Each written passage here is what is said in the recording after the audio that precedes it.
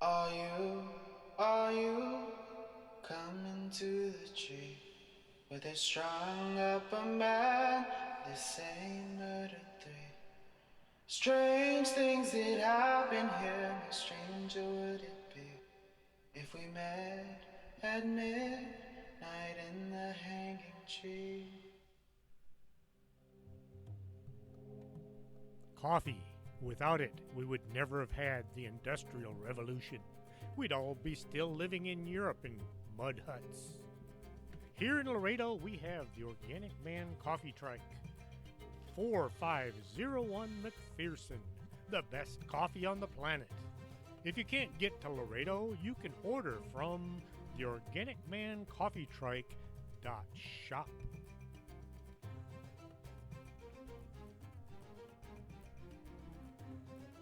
And welcome to the show. I'm your host, Chris James.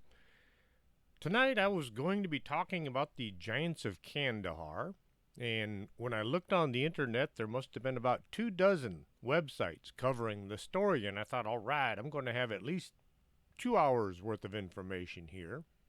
But as I read each of the websites, I realized that they were simply parroting what everybody else had said. After reading probably a dozen different websites, I realized that there wasn't all that much information. So yes, the show is going to be about the Giants of Kandahar, but it's not going to be just that. I was at the Por Vida Tattoo Festival over the weekend, July 9th, 10th, and 11th at the Webb County Pavilion. Now, I don't have any tattoos, and I probably will never get any. It's just not my thing. Gabriel is my neighbor. That's how I found out about the festival. The folks there were by far some of the nicest people I've ever met. Tattoos everywhere, piercings, odd-colored hair, different-looking clothing. Not only did I sell more books there than I did in the Edinburgh UFO conference, but I got a ton of stories for my next book. I don't do shout-outs, but I do want to say hello to Scott Dowdy from Bryan, Texas. If you're listening, it was great talking to you. At the Edinburgh UFO gathering, it was over 100 degrees every day, but I only had to talk for about 5 hours each day. How can selling books be so much work? At the Por Vida, I spent 10 hours every day in an air-conditioned building talking to people about my books. By Sunday night, I was beat. It took most of Monday to get back on my feet. All I did was talk. Mostly I said the same thing over and over. If I had worked this hard when I had a job, I would have been the employee of the year every year. But I didn't, so I never was. And now for the Giants. Over the years, I've heard and read a lot about giants being found all over the world. Mostly skeletal remains, but on occasion they would find an entire mummified body. Way back when I was young, our family drove all over the middle of the country.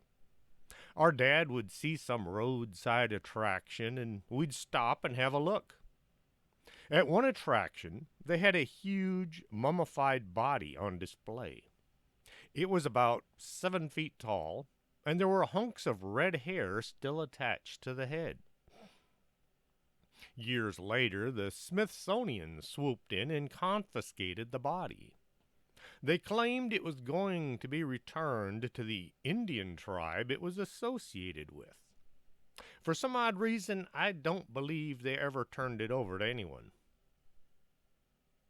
Working midnights, it was common among a lot of Border Patrol agents, as well as police officers and other folks that are up all night, to listen to Coast AM.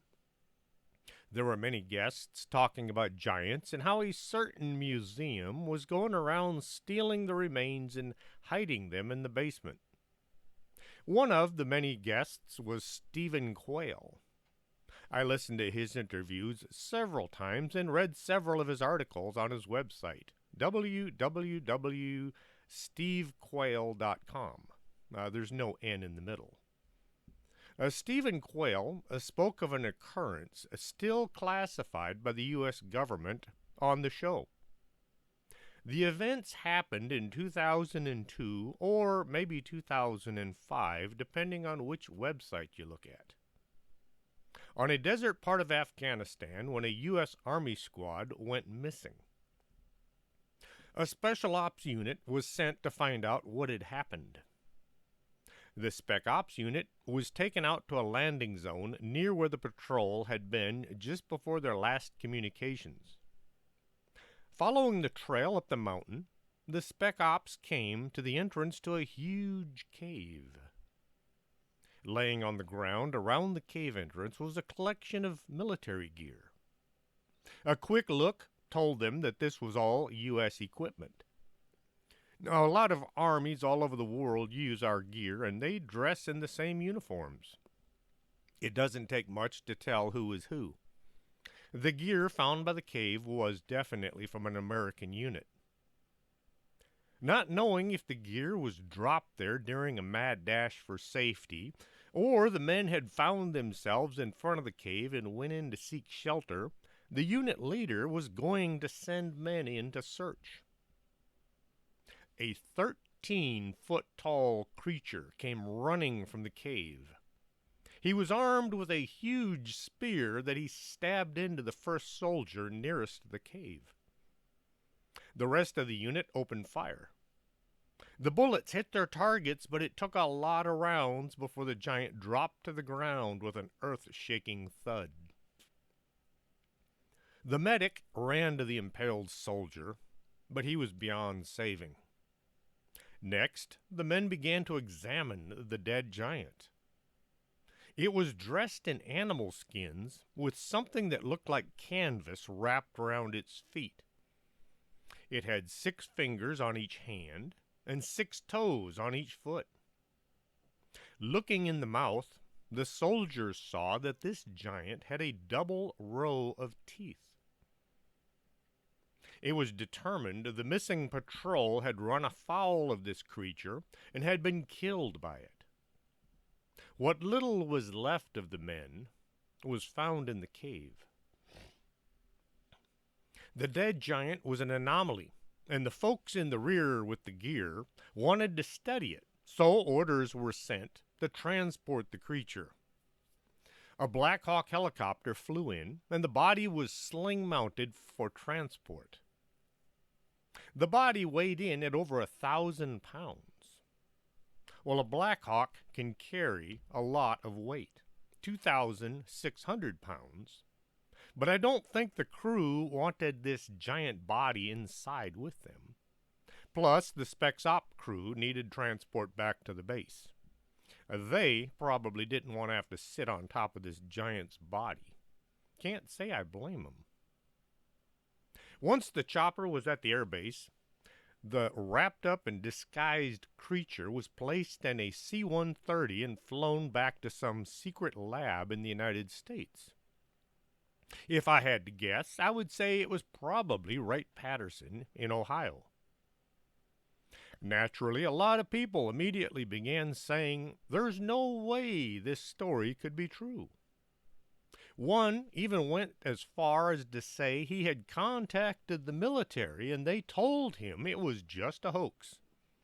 The military would never lie. The Gulf of Tonkin, well, that was just a mishandling of the truth. For those of you that don't know about that incident, August 1964, the USS Maddox destroyer was stationed in the Gulf of Tonkin off the coast of North Vietnam.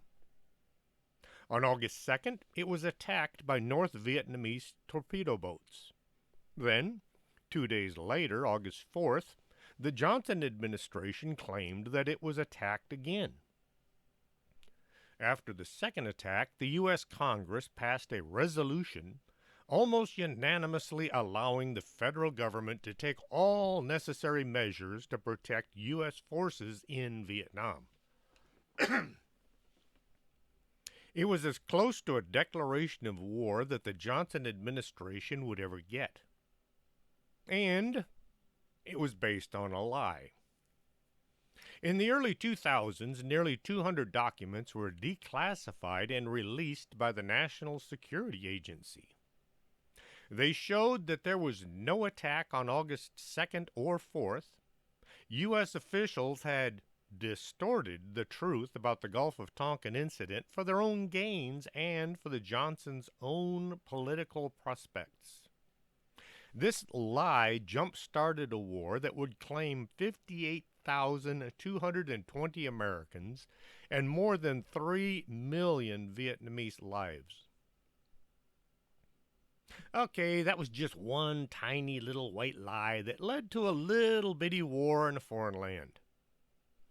The folks in charge would never do anything like that ever again. They promised. Several so-called fact-checkers have come out declaring the military is telling the truth. Like we should believe them. Most of these sites are funded either directly or indirectly by people who don't know what the truth looks like, or at least they don't want us to hear it. Well, November 7th, 2005, Stephen Quayle appeared on Coast to Coast AM and told about how he had received an email from an anonymous U.S. Air Force officer stating the Air Force had discovered a giant in Afghanistan, March 2005, and transported the 12 or more foot tall, 1,100-pound creature to a secret base in Europe. This creature had 6 fingers on each hand and 6 toes on each foot, as well as a powerful odor. Maybe that's why the helicopter sling-loaded it. You don't want stinky monsters in your helicopter. One version of the story, the one told on the radio, according to Coast episode summaries posted online, said the giant had been recently killed in Afghanistan. This managed to confuse a lot of people, as the Army had become the Air Force when it came to the discovery. The naysayers said this proved the whole thing was a hoax. It wasn't the Air Force, it was the Army, or it wasn't the Army, it was the Air Force, so therefore the whole thing is a lie. The way I see it, if the Army had a run-in with a giant, the body could easily be turned over to the Air Force for examination. Hey, we're all in the same country.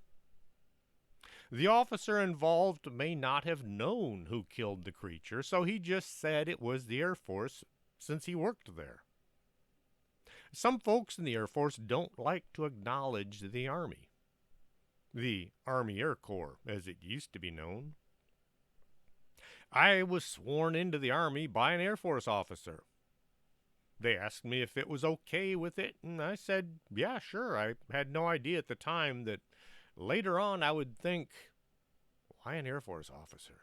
Well, he was the only one available at the time, so I was standing in a room with 20 guys. They were all going in the Air Force. I was the only one going in the Army. They made me stand in the back. That should tell you something. L.A. Marzulli managed to interview one of the soldiers involved in the encounter. The soldier said a member of his squad named Dan had been impaled by the giant. The rest of the men began shooting. It wasn't until the fire was concentrated on the head that the rounds became effective. M16 and the M4 fire a .223 or a 7.62 NATO round. Yeah, it's a .22 caliber bullet. Some people think it's such a little bitty round. How can it do any damage? The bullet comes out of the barrel going 2,900 feet per second. When it hits something, there is a lot of kinetic force. The faster the round is traveling, the more force is going to be hit into the target.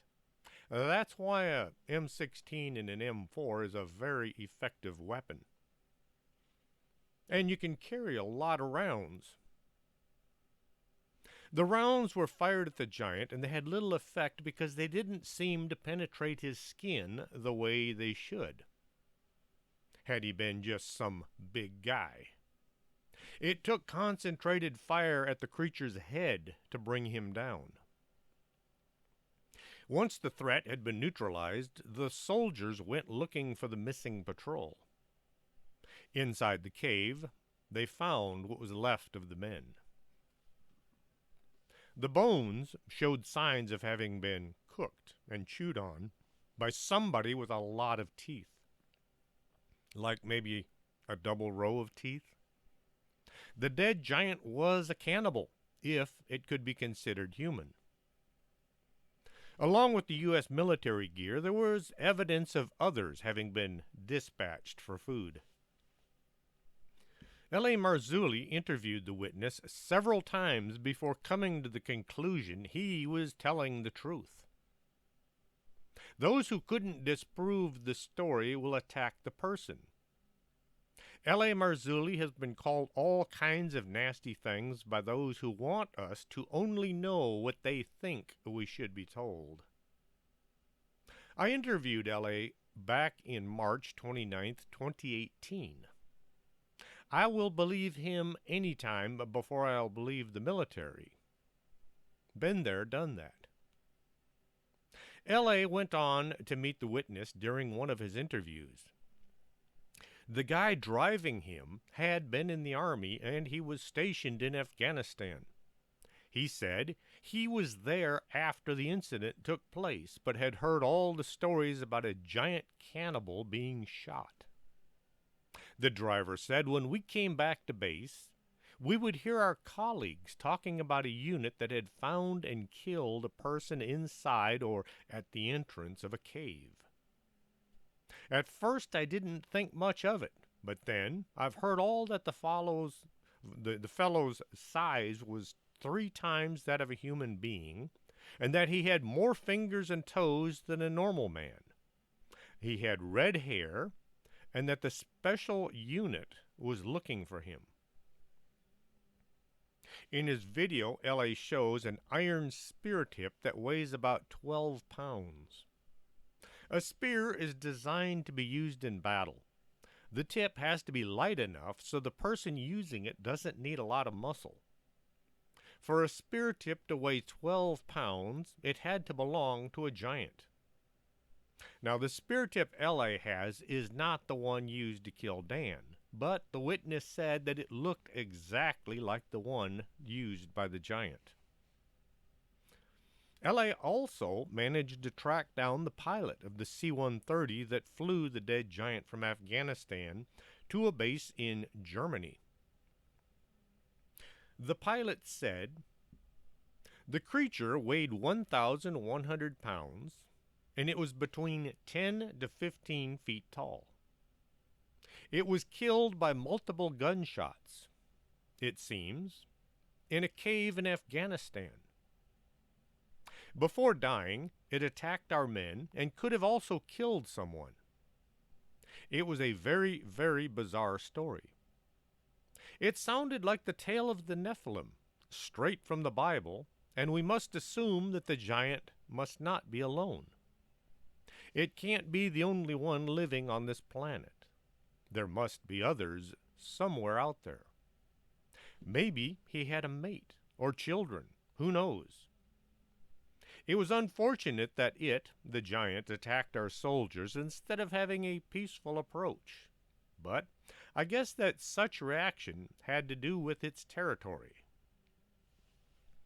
The pilot wasn't taking into consideration that there are some creatures out there that look at humans as less than, well, human, as beneath them. How dare these little men come and stand in front of my castle? Something like that. The pilot said he had a 6-man transport team on board his plane. When he caught sight of the cadaver, the face had been destroyed by bullets. Now, lost my place.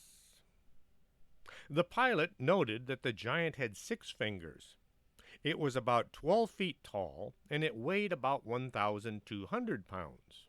Now, I have noticed on several occasions that there are slight differences in what people say. When you hear a story from somebody, you can only assume that what they're telling you is what they have heard or what they have seen. So, was it 1,100 pounds, 1,200 pounds? It was a big giant. The thing was huge. That we can say for certain. The Spec Ops unit that had run into the giant were transported back to their base and debriefed. As each man was being questioned as to what he had seen and done, they were ordered to sign a non-disclosure statement. A lot of the men were already thinking there was no way they were going to talk about what they had seen. Who would believe them? I've run into this on several occasions. People see something way out of normal and are afraid to talk about it so others don't think they have a few screws loose. The witness that disclosed the story to L.A. Marzulli and Stephen Quayle said he had decided it was far more important for people to know there are creatures living on our planet that pose a huge threat to anybody encountering them. The story of the giants found in the Bible.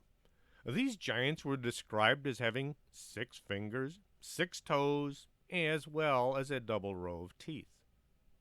They were known as the Nephilim, offspring of fallen angels and women that grew so big everybody living feared them.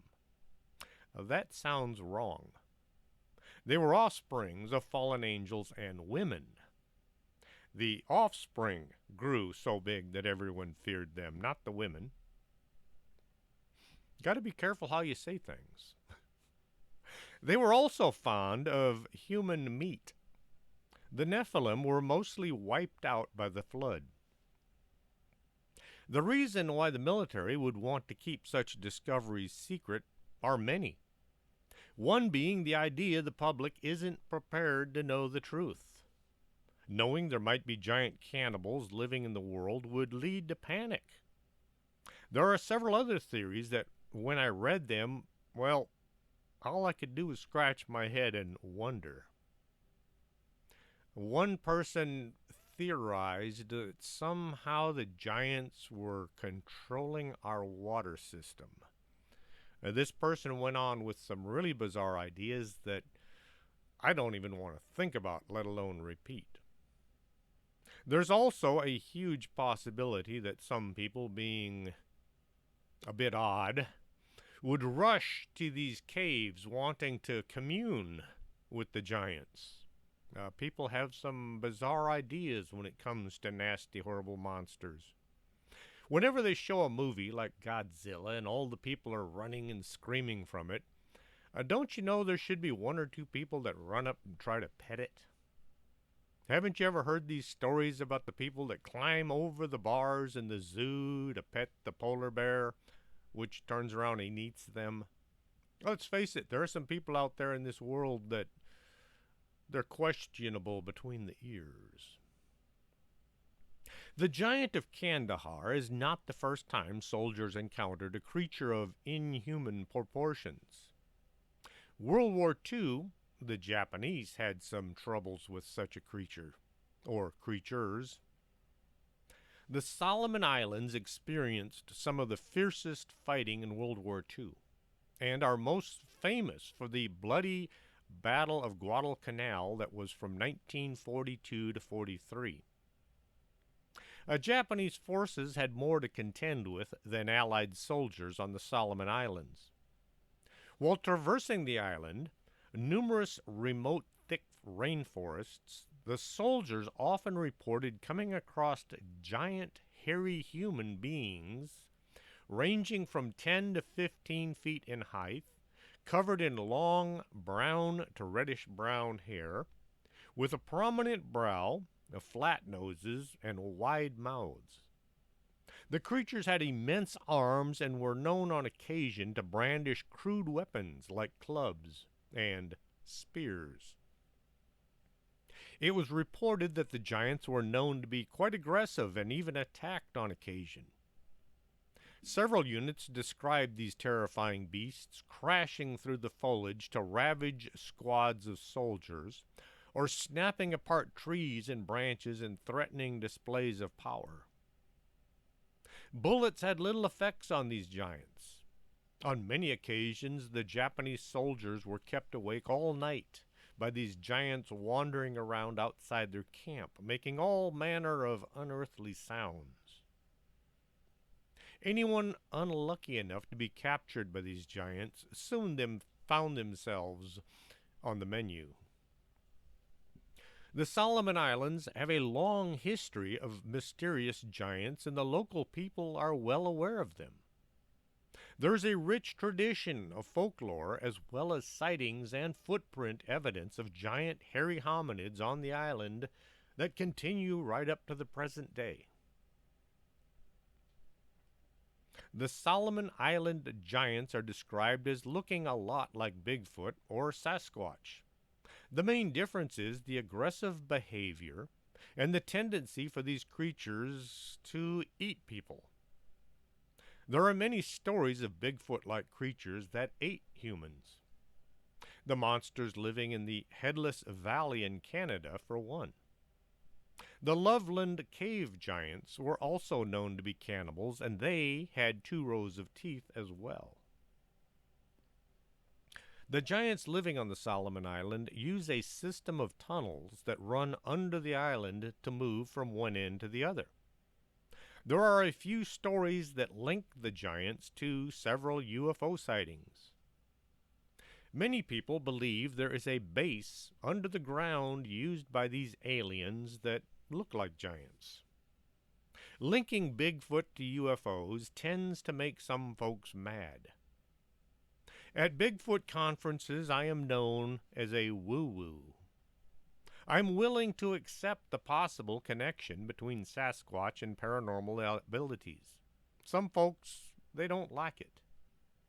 I've actually had people tell me that you should not connect Bigfoot to the paranormal.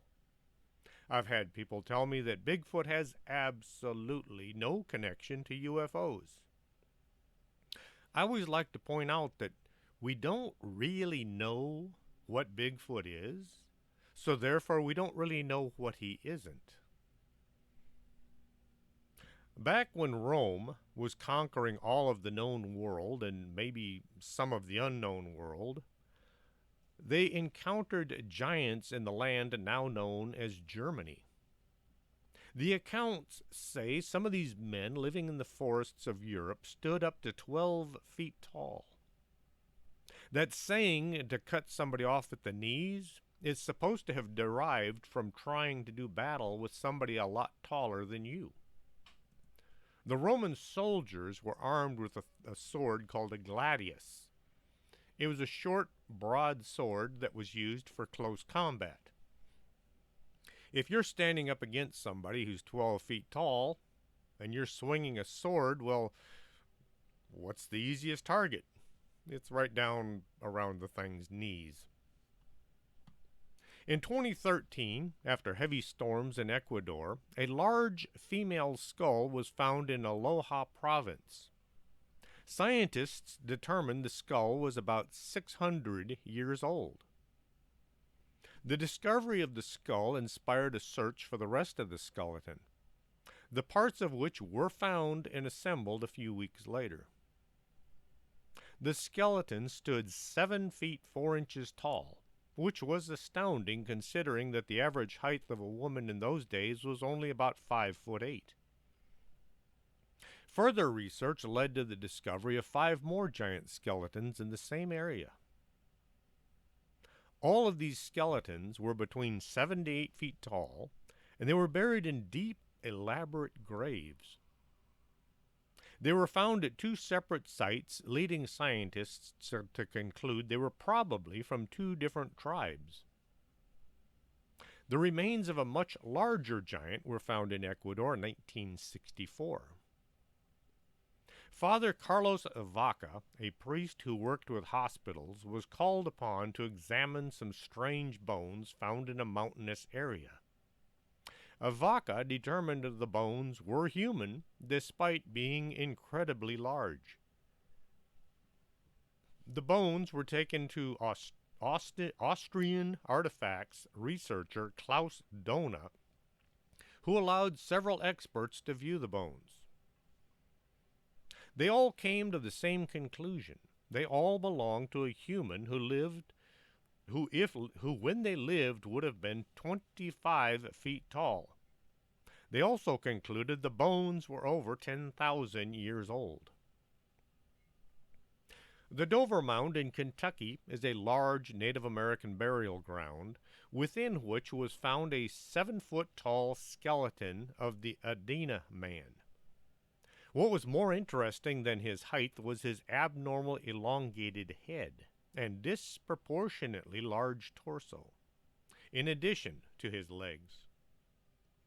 At Native American burial grounds in Ohio, similar remains were found of incredibly tall men with elongated heads and disproportionately large torsos. Initially, the skeletons were thought to be of extraterrestrial origin, but scientists have confirmed these are definitely human remains. I wonder if these scientists even considered the possibility of an alien connection, or they just said, oh, no, they've got to be human. I trust some of these folks not at all. Tests can be screwed up if you don't like the outcome. We hear a lot in the past where some scientist didn't like the outcome of a particular test, and so he simply hid the results away and pretended like the tests were inconclusive. Archaeologists today still find similar remains at Native American burial mounds all around the country. May 1841 in Franklin, Kentucky, several skeletons were dug out from a farmer's field. One of them was outstanding dimensions, being at least twice the size of an adult male. That would put him up to 12 to 13 feet. In Joe Davis County, Illinois, a series of burial mounds were opened after years of excavation, and a pit was found in the center that had been dug about 30 inches below the original ground level. The bones found in the pit belonged to a race of giants. The skeletons had been buried in the sitting position, with its legs stretched out towards the center. In Kanawha Valley, West Virginia, the skeleton of a man at least 8 feet tall was found. After the United States government took over the American archaeology in the 1900s, the academic world drew a clear political line of total denial for existence of such anomalies. If you look at old newspaper articles from before 1900, you'll find many stories about giant skeletons. After the 1900s, well, the stories just all seem to dry up. There are many times throughout history when giants were living among people, more as just very big people and not as adversaries. Llandudno, northern Wales, is a coastal village with a very old copper mine. The area is located 700 feet above the Irish sea level and is known as a place for the Great Orme Copper Mine. More than 2,500 hammers have been found inside this mine, all dating back to the Bronze Age. It is believed that the tunnels inside the mine are several miles long, although they've only explored 6 miles of the mine. It is also known with certainty that there exists 9 subterranean levels, and more than 1,700 tons of copper had been extracted, which is an incredible feat if you think that the community of that time didn't have any kind of technological tools to do all that work. They didn't have dynamite.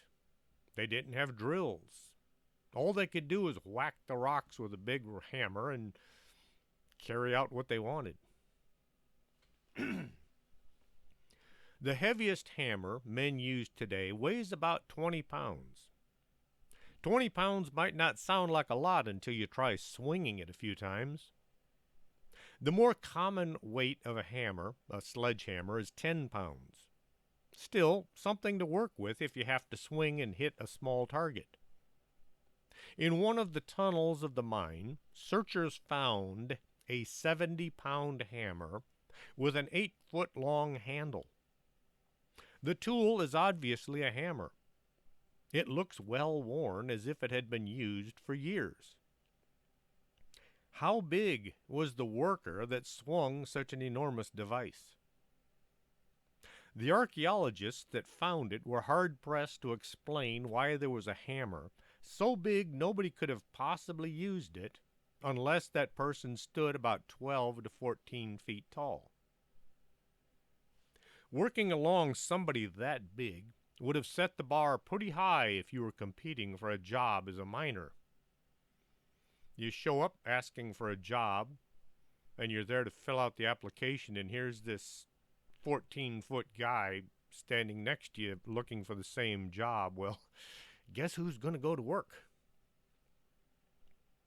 The Sumerian as well as the Egyptian bas reliefs show remarkable evidence of enormous human beings who interacted with smaller men. There are differences between the two races. The Sumerian giants all had 6 fingers.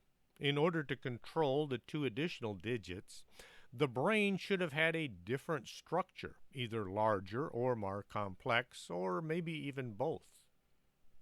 All would indicate that these giants had a peculiar intelligence. Think about it. You can wiggle all 5 of your fingers without thinking about it too much. So if you had a 6th digit, that would mean you'd need a little more thought process to do it. Kind of like how an octopus has 9 brains. That's how they can control all 8 of those arms without having to think about it.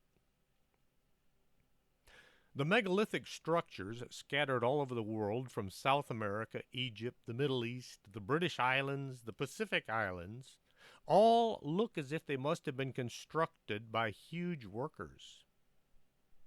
You go to a museum and you see these dioramas that they show little people working on a little pyramid, or they show these people hoisting these huge blocks up into place. And they're using a tiny, skinny little pole and some rope. Usually they got 3 or 4 people, and they're moving a block that's about the size of my pickup. It doesn't really add up. To begin with, I don't think a rope in those days would ever have been able to lift a several-ton block of granite. And then 3 or 4 men doing the work? Not hardly possible. It is common nowadays for the alternative history researchers, those folks not afraid to tell what they have found despite pressure from those who don't want us to know, to tell how these beings were living between the 19th and the 20th centuries. Historians, antiquarians, archaeologists have collected data all over the U.S. Although the largest concentration of these huge remains are found in the Ohio River Valley and along the Mississippi River. There are many cases which bear evidence of this, from written records to internal and external studies carried out by the Smithsonian Institute. Once the stories had been released to the newspapers, it was a little difficult to retract them, and kind of like a certain weather balloon we all heard about. The race of giants, or Nephilim, is the first race mentioned in the book of Genesis. The origins of the word Nephilim is defined as giants, but some translate it as those who have fallen. The earliest version of the Bible indicates Nephilim as giants. The Nephilim's nature is further complicated by the ambiguous definition found in the book of Genesis. There are indeed 2 different interpretations upon the origin of the race. The Nephilim would be Seth's offspring. A fragment from the Qumran scrolls contain the most ancient known mention of the children of Seth, claiming that God condemned them for the rebellion. Other early references about Seth's offspring, which rebelled against God and mated with the daughters of Cain, are in the writings of Rabbi Shimon bar Yochai, Augustine of Hippo, Julius Africanus, and in the letters attributed to St. Clement. Even the modern Amoraics Orthodox Bible present the same interpretations. The Nephilim would be the angel's offspring. A good number of ancient documents refer to the Nephilim as the sons of heaven or angels. The Dead Sea Scrolls, the Book of Enoch, the Ge'ez manuscripts, and the modern version of the Old Testament, to name a few. Some Christian apologists, such as Tutelain and Lucanatus, were of the same opinion about the Nephilim. They were convinced that they were angelic beings who mated with humans.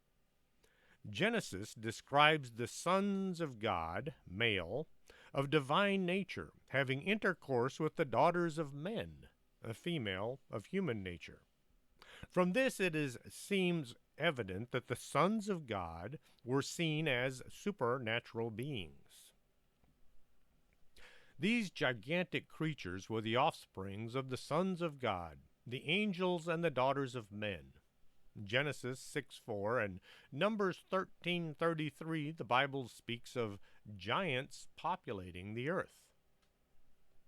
When ordinary people saw them, they said, "We were in our own eyes as grasshoppers, and so we were in their sight." Now, there are a lot of people out there that don't believe the Bible. They think, well, it was just manufactured by the church to tell people what they wanted them to know. But the Dead Sea Scrolls that were found, they tell a lot of the same stories. Somebody had to sit down and write all this down, and that meant that somebody either saw it, heard it, and believed it. Conclusions about the nature of the Nephilim, as borne out by quotes from the Book of Enoch, the Book of Jude, and Revelations, offers us a complete overview, as do the actual mentions in the original Old Testament of the Nephilim. Anakim, Raphaim, and Rapha, who along with others descended from Nephilim forefathers. In fact, the traditional Hebrew view is that the Rapha, meaning interchangeably, irrevocably dead, evil spirits, demons, and giants, are the spirits of half-angelic Nephilim offspring that were killed in the great cataclysm that we know as the Flood. The story can also be found in the book of Jashir, Jubilees, and the recently found Dead Sea Scroll, the Book of Giants. This is an apocryphal text found among the manuscripts of Qumran, in which it is said precisely about the giants, or the children of the vigilant angels, who by their choice and under the guidance of their chief Samayaza would have descended from heaven, voluntarily renouncing their angelic condition in open disobedience to God, in order to join the terrestrial women and teach men the workings of metal and other crafts. That's a mouthful to say. Another very interesting case comes from the Amazon near Ecuador and Peru. Russell Dement, a British anthropologist, had heard the locals talking about an ancient race of very friendly, pale-skinned giants.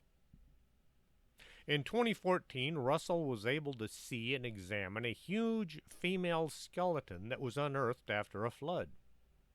He stated that this woman lived about 600 years ago, and she was about 8 feet tall. She was perfectly healthy. There was nothing wrong with her physically. After this discovery, Russell and his team started to dig in and around this location, and they found more skeletons. Some of them were almost 10 feet tall, and they all appeared to have been perfectly healthy. This reference to their health comes from how many folks with gigantism have all kinds of health issues. A man named Quayle was born in 1897 in Iowa. His 1918 World War I draft card lists his height as 8 feet. His Guinness Book of Records entry states that he was refused entry to the war due to his height. He died in 1921 at age 24 of hardening of the liver and glandular conditions. Robert Wadlow was 8'11". He was often referred to as the Alton Giant because he was from Alton, Illinois. At the time of his death, he weighed 440 pounds, and he showed no signs of stopping growing. He died at the age of 22 from an infection caused by a blister. There's something about people with enormous-sized bodies that health issues just seem to crop up. However, the skeletons found in the jungle, they all seem to be perfectly healthy. Russell and his team are being very cautious, not really giving out that much information until their work is done. I would consider this a smart move, considering how fast giant skeletons can magically disappear after they are discovered. Once Russell's work is finished and his findings released, we might just find out there were giants living in South America. We might also find out giants are still living in far-flung locations. Everyone knows the story of David and Goliath. Goliath was a Philistine warrior who challenged anybody from the Israeli army to single combat. Now, this was a kind of show of strength before any big battle. A psychological move that if you just completely beat the heck out of your opponent, it would put an uneasy feeling into the minds of your enemies, and they wouldn't fight so well the next day. David used a sling, and he hit Goliath in the forehead with a rock. A lot of people show illustrations of this little skinny kid with what looks like a slingshot going up against this 12-foot-tall giant. If you use a sling to fire a rock through the air, the rock will be traveling almost as fast as a bullet. So when that rock hit Goliath in the forehead, it was almost like he got shot in the head with a gun. That's why it killed him.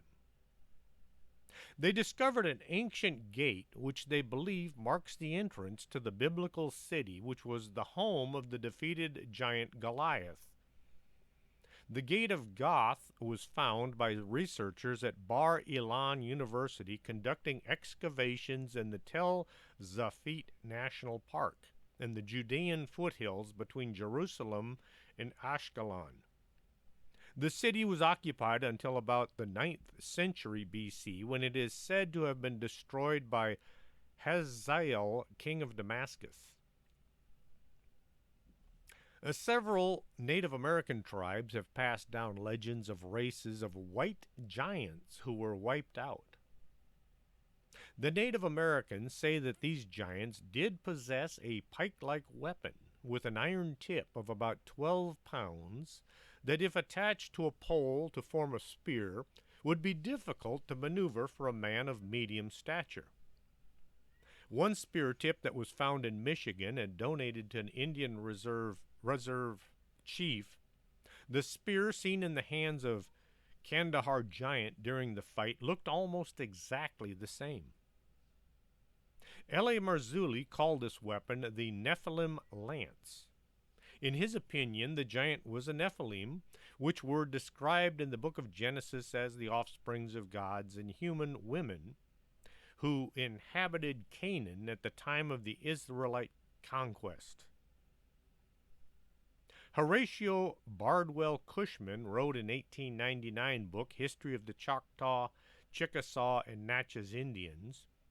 The tradition of the Choctaw told of a race of giants that once inhabited what is now Tennessee, and with whom their ancestors fought when they arrived in Mississippi in their migration from the west. Their tradition states that the Nahulo was a wonderful stature. These people were giants. Cushman said the word Nahulo, it came to be used to describe all white people, but it originally referred specifically to giants with white skin.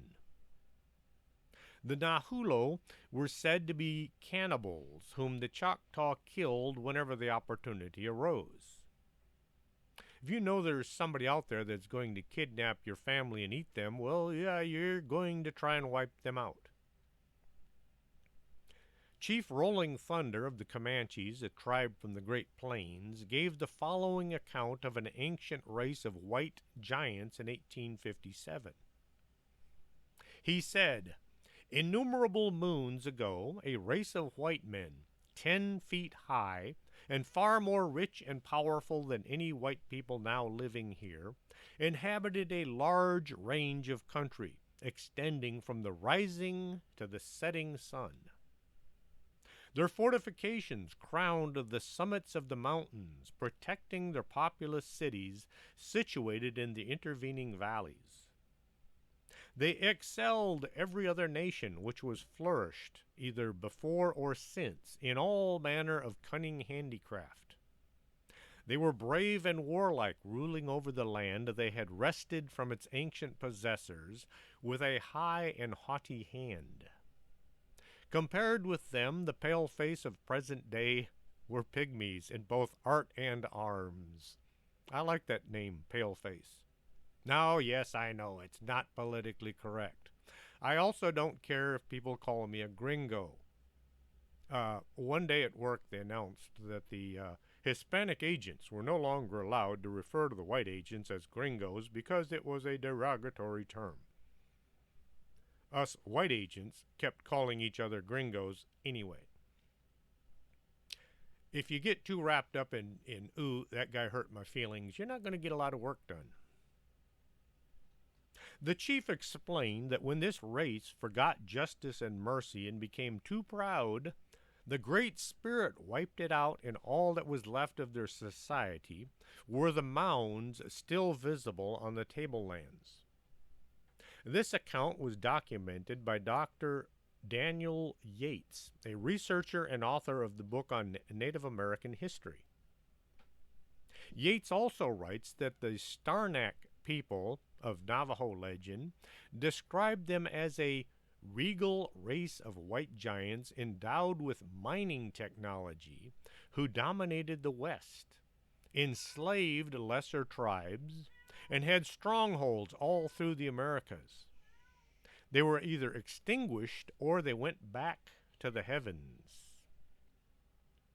A lot of the verbal legends passed down through the generations used words that didn't translate into English. This led to some of the stories having uncertain meanings. Could the Indian spirit decide to wipe out the giants to save the locals from being consumed, or did the giants simply fly back home to whichever world they had come from? If this was the case, then it would mean that the giants were indeed from outer space. In 1553, Pedro Cieza de Leon wrote in Chronicles of Peru about legendary giants described to him by the Manta people. There are reports concerning giants in Peru who landed on the coast at the point of Santa Elena. The natives relate the following tradition, which has been passed down from their ancestors for many generations. There arrived on the coast a boat made of reeds, as big as a large ship. A party of men of such size that from the knee downwards their height was as great as the entire height of an ordinary man. Their limbs were all in proportion to the deformed size of their bodies, and it was a monstrous thing to see their heads, with hair reaching to their shoulders. Their eyes were as large as small plates. Leon said that the sexual habits of the giants were revolting to the natives, and heaven eventually wiped out the giants because of those habits. If you read the Bible, you'll see some similarities in the activities of the giants and what became of them. Could the white giants have been killed off by the flood that is mentioned in the Bible? Or could there have been some other disaster that wiped out the race and was attributed to coming from above? The Paiute are said to have an oral tradition that told of red-haired white cannibals about 10 feet tall who lived in or near what is now known as Lovelock Cave in Nevada. These giants were known as the Sitake. The story goes that the Sitake lived in the area and they hunted the locals for food. All the tribes were having difficulties with these cannibals. After years of living in fear, the chiefs of the different tribes got together and they formed a confederacy in order to deal with the Sitake. All the tribes worked together to drive the giants into the Loveland Cave. Brush was piled up in front of the opening and set on fire. Any of the giants that tried to escape were met with a hail of arrows. Once the fire had sucked all the oxygen out of the cave and the Sitake were all dead, the entrance was sealed and nobody went near it. The land was considered cursed. When Europeans showed up in 1912, the cave was opened up to dig guano out to use as fertilizer. Guano is bat poop. As the men were digging the bat poo, they discovered skeletons. Lots of skeletons. The bones were huge. If put together to construct an entire body, they measured over 10 feet tall. When the Smithsonian found out about these skeletons, they sent in some archaeologists who confiscated just about everything and shipped it all back to be hidden away in some underground vault. In Japan, the Gashkadurkuro are spirits that take the form of giant skeletons and are 15 times larger than an average person, said to be created from the amassed bones of people who died of starvation or in battle, without being properly buried. Other ways that the Gashkadurkuro are said to be able to be formed is from the bones of those who died from plague, or those who were buried in mass graves. The people's desire for vengeance causes the Gashkadurkuro to roam after midnight, grabbing lone travelers and biting off their heads to drink their blood, and crushing them and swallowing the mush. Yuck. Leave it to the Japanese to come up with something like that. There's a way to know of their approach, as the victim would hear the sound of a loud ringing in the ears caused by the rattling of the creature's teeth. Maybe that's what causes tinnitus. I hope not. The Gashkadurkuro are said to possess the power of invisibility and indestructibility, since it is composed of the bones of people who are already dead. Shinto charms are said to ward them off.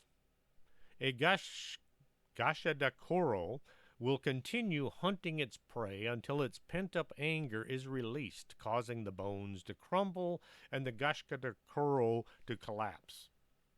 I wish I didn't have that word so many times in here. One of the first stories known of this giant monster date back to the 10th century. Tara Mashikado,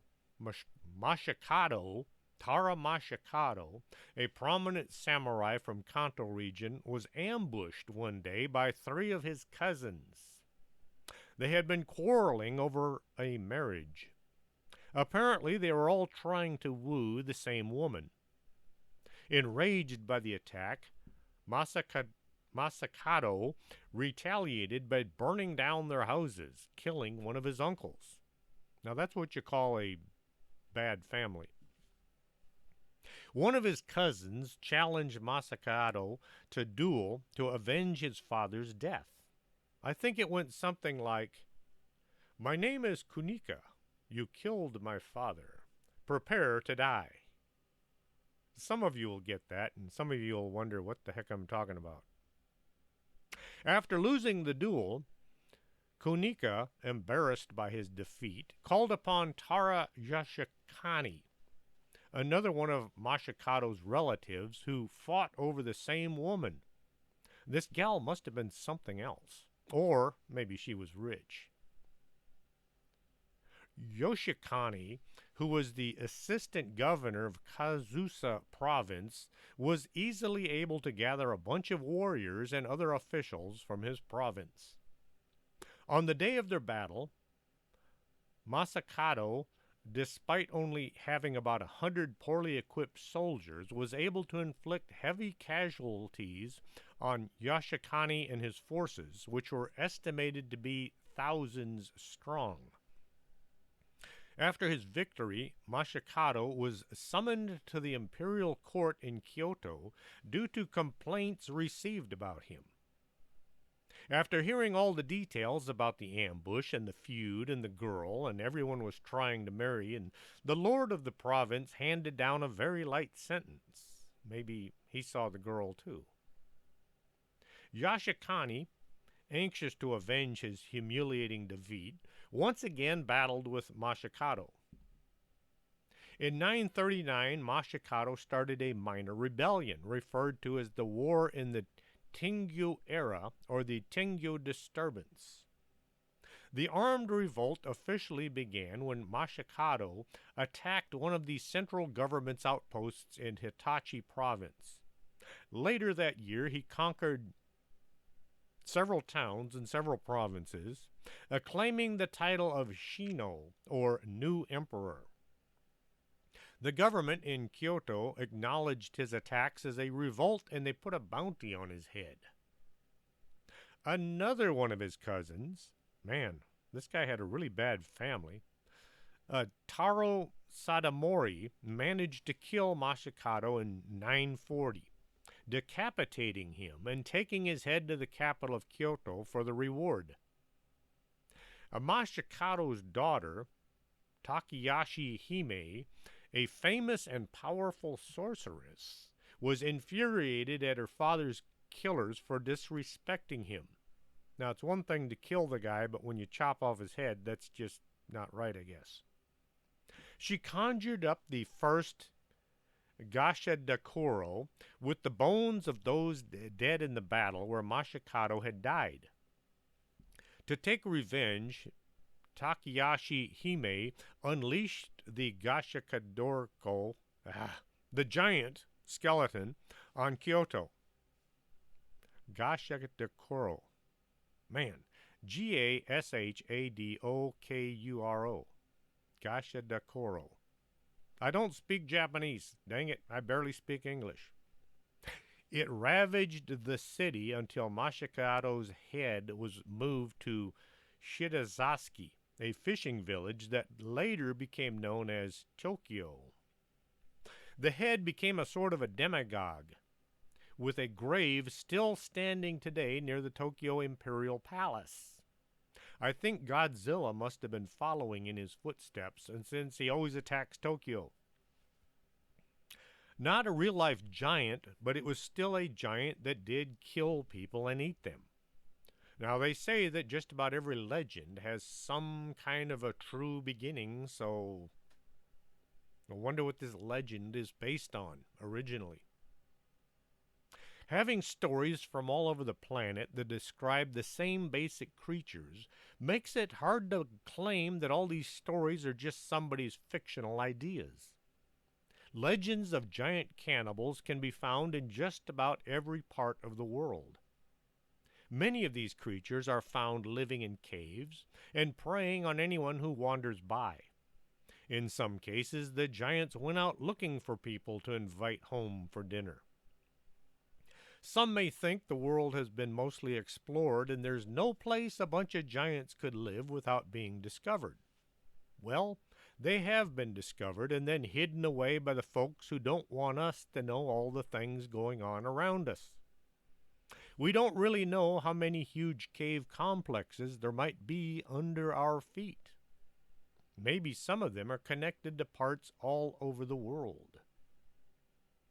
There's a very strong argument that say the folks working behind the scenes, let's call them the shadow government, want to use these giants or maybe some of their DNA to create an army of invincible soldiers that can be used to take over the world.